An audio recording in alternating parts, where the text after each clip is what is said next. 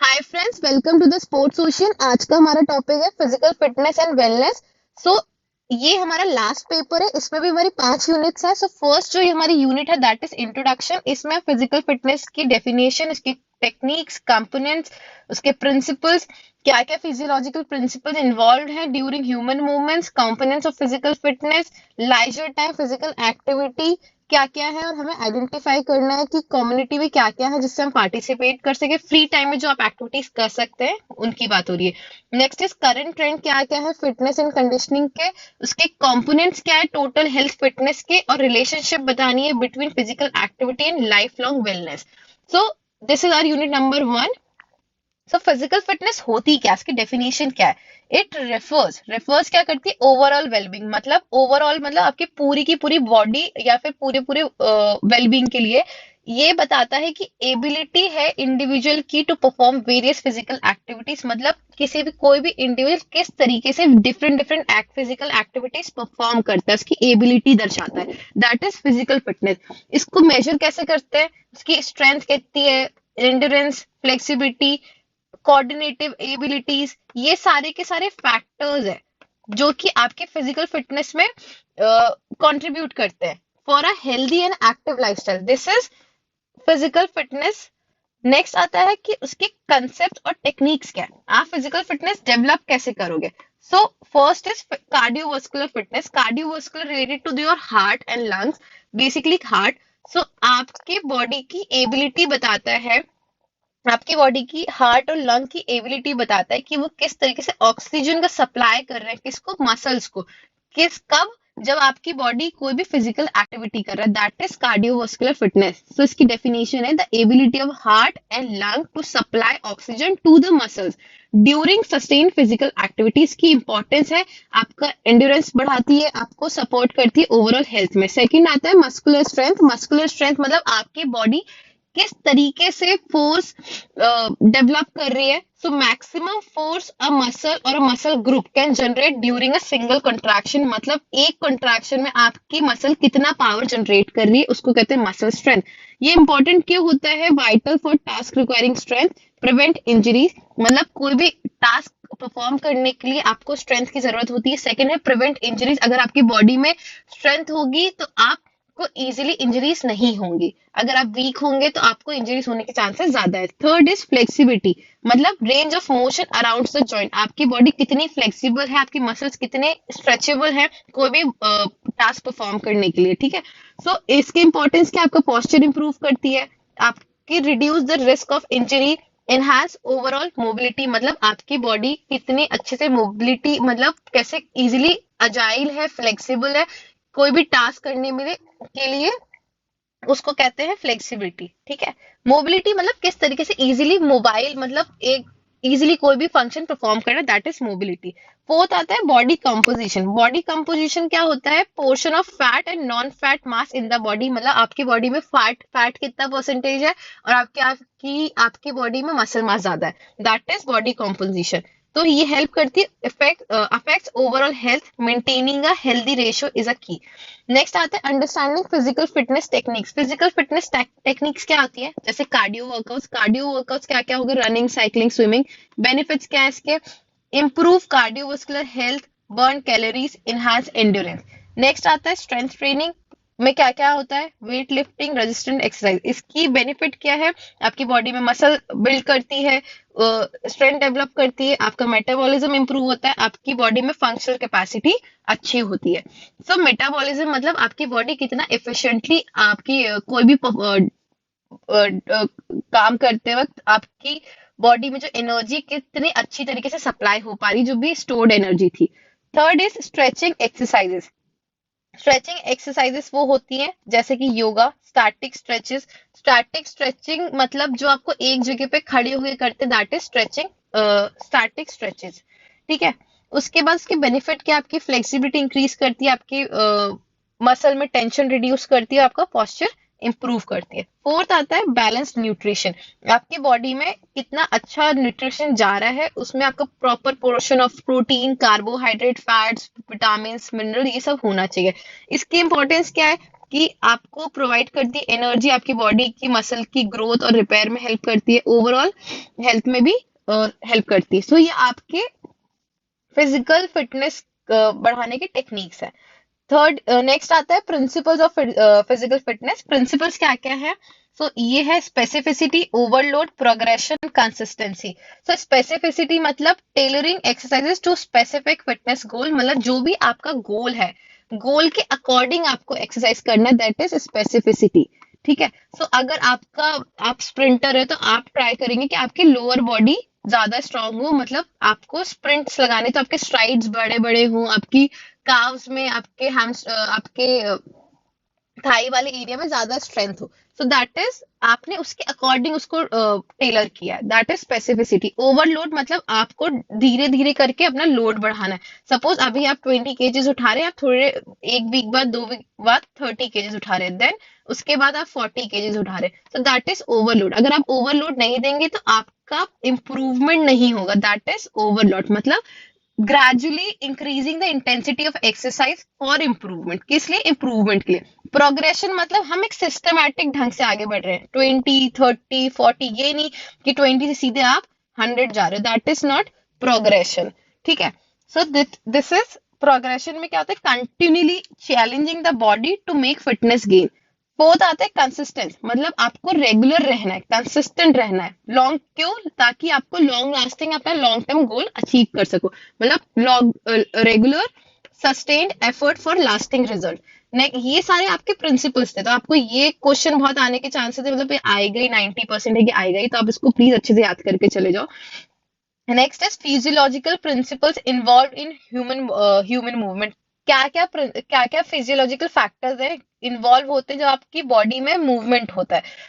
जब भी आप कोई वर्कआउट करते हो तो आपकी बॉडी में ऑक्सीजन का कंजम्पशन कैसा है, मतलब आपकी बॉडी किस तरीके से ऑक्सीजन को यूटिलाइज कर रही है, कब आपके फिजिकल एक्टिविटी करने के ड्यूरेशन में, that is oxygen consumption.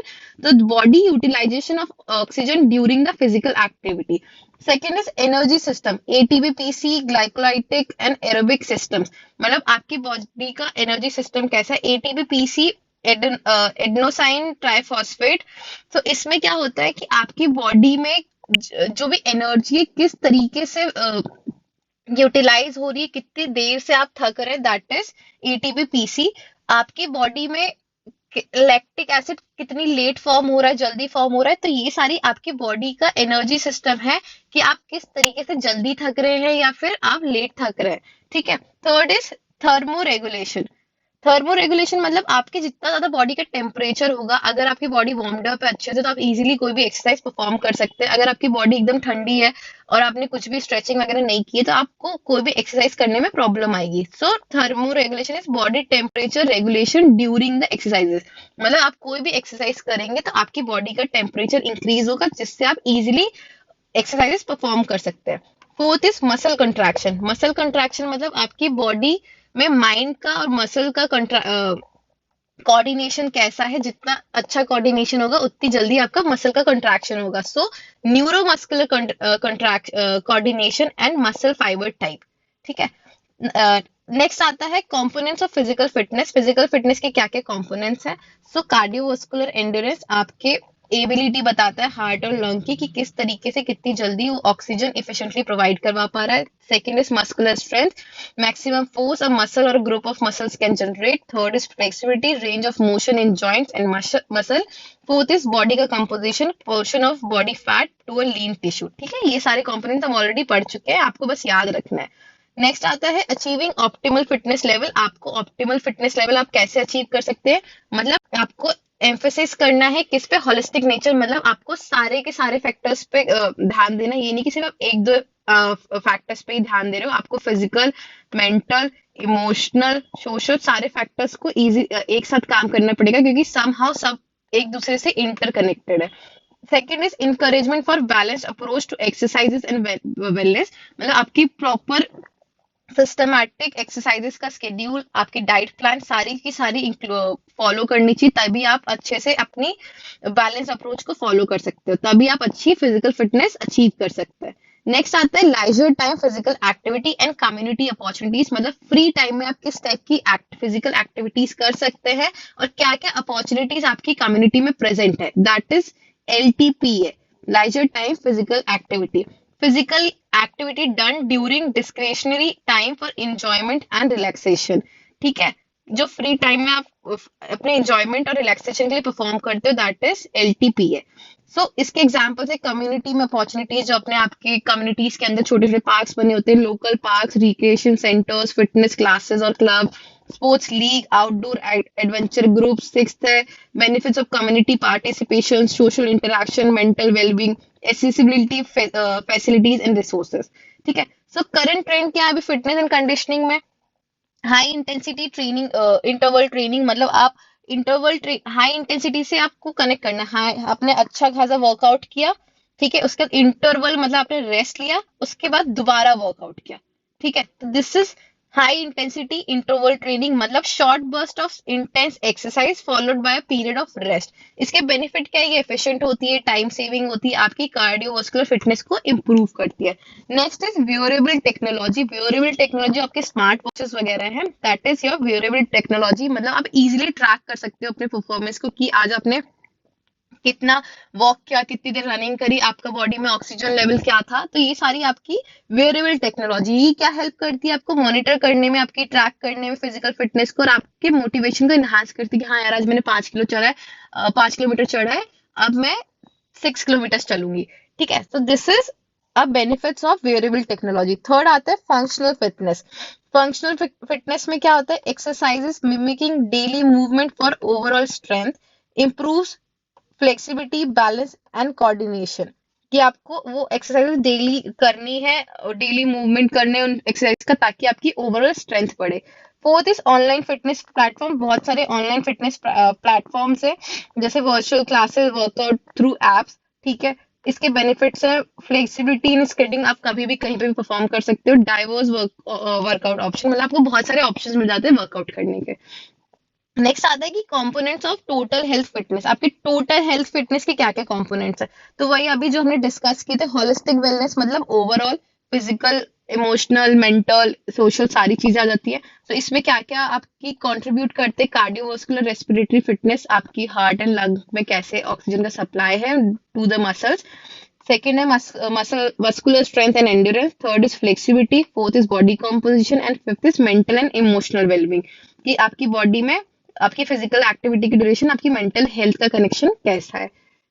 Next आता है physical activity and life long wellness. इन दोनों के बीच में आपको रिलेशनशिप बताना है। सो आप फिजिकल एक्टिविटी करेंगे तो आपको खुद ही समझना रहेगा कि बहुत बेसिक सी चीज है कि अगर आपने फिजिकल एक्टिविटी कर रहे हैं अपनी रेगुलर, तो आप हेल्दी रहेंगे, आपको डिजीज नहीं होंगी।